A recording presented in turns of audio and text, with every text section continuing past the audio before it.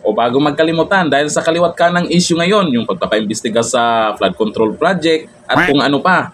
O may update po tungkol po dyan sa Tantocos Coke Overdose. Ano tayong balita doon? Eto, mayroon tayong update tungkol dyan. Nako, yung karma.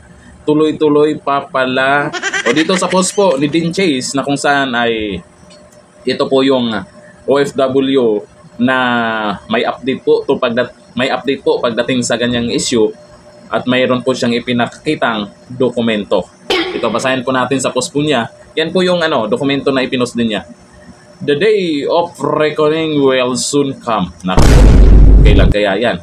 And when it finally comes, the head of the state will need to answer for everything that they did to the people and the nation, especially to FPRRD. Nako.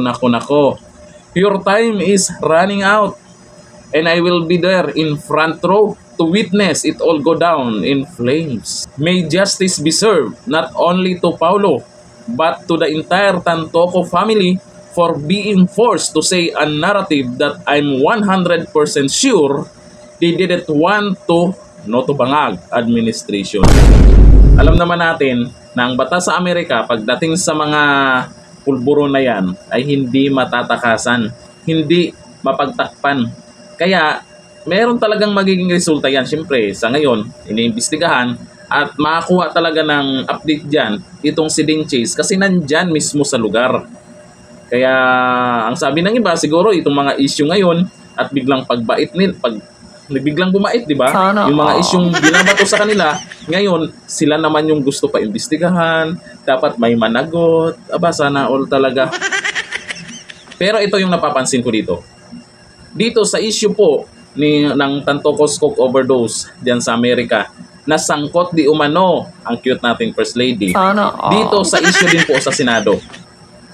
Dito sa Senado, ang kagandahan dito ay pinaimbestigahan kaagad. O di ba? Ang sabi na mayroon daw damo-damo, nagdamo-damo, ganun. Mismong si Senator Robin Padilla ay gustong paimbestigahan din. Lahat na. Kasi staff daw niya, pero itinanggi. Pero mas maganda, lahat na. Yun ang kagandahan dyan. Bakit dito sa issue po sa Amerika, hindi nila pa-imbestigahan? Bakit naman? At least itong sa Senado, open sila. Yun yung kagandahan dito. Hindi nila pinagtakpan. Dapat sana sa Kamara din no? Para alam din ng lahat ba?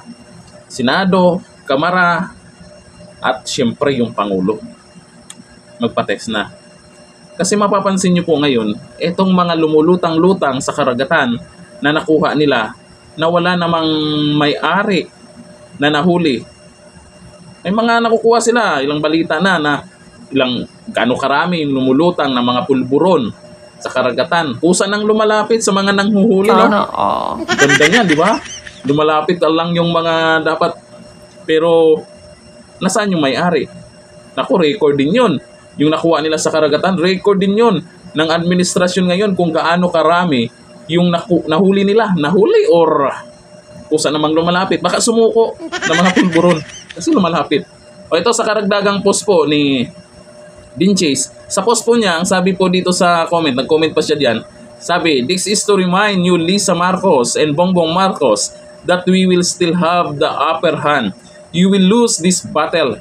It's only a matter of time, but for now, enjoy ko muna ang kubalastugan nyo sa gobyerno. It's so fun to watch. It's like a circus. Tahimik sila ngayon sa issue na yan. Dapat isa din yan sa paimbestigan kung totoo para matapos na. Diba? Kasiraan din po sa ating mahal na Pangulong Bongbong Marcos yan. Diba? Yung issue na ganyan. Ito, ayon po dito kay Yolanda Cloma. Baka kaya pinaimbestigahan ang flood control anomalies para pagtakpan na naman ito. I smell something. Yan ang tingin po ng iba.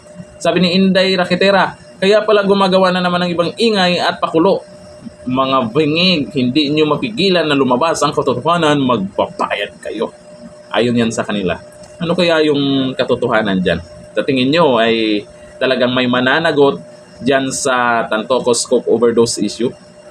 Kung mayroon mang managot, damay ba ang ating cute na First Lady dyan? Kasi dinadamay nila.